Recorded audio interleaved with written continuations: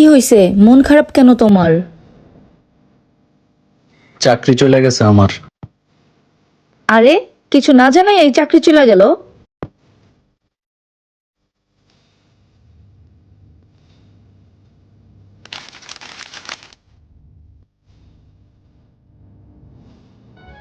আচ্ছা থাক, চিন্তা করো না। তোমার জন্য আমার কাছে একটা জিনিস আছে, একটু দাঁড়াও। কি আর আছে? হুম। এই যে নাও, আমার কিছু জমানো টাকা। এইটা তোমার জন্য। জানি না কত আছে, কিন্তু একটু তো সাহায্য হবে। হ্যাঁ, তোমার এই এক টুকরা মাটি দিয়ে আমার কিছুই হইব না। এক কাজ করো, তোমার এই টাকা দিয়া তরকারি কিনা নিয়ে আসো।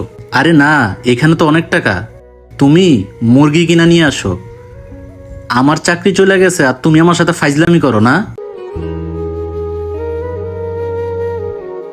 তোমার মাথায় কি ন্যূনতম কোনো জ্ঞান নাই? তোমার কাজ হচ্ছে বাচ্চা সামলানো আর ঘর সামলানো। এর বাইরে বেশি কিছু বুঝতে যাবা না।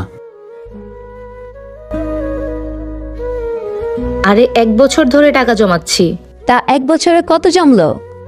হবে 2-2.5 লাখ টাকা। বাবা, 1 বছরে এত টাকা জমাইছো? আসলে কি, তোমার দুলাভাই আজকে অনেক দিন যাবত হেঁটে হেঁটে অফিসে যায়, আর অফিসটা তো অনেক দূর, তাই না? এই জন্য চিন্তা করতেছি একটা বাইক গিফট করব। 2-2.5 লাখ টাকার মধ্যে কি একটা বাইক হবে না? ভেবেছিলাম একটু একটু করে টাকা জমিয়ে তোমার জন্য সুখ কিনবো, কিন্তু আমি ভুল ভেবেছিলাম। যেখানে মানুষেরই কোনো দাম নাই, সেখানে টাকা তো অনেক দূর।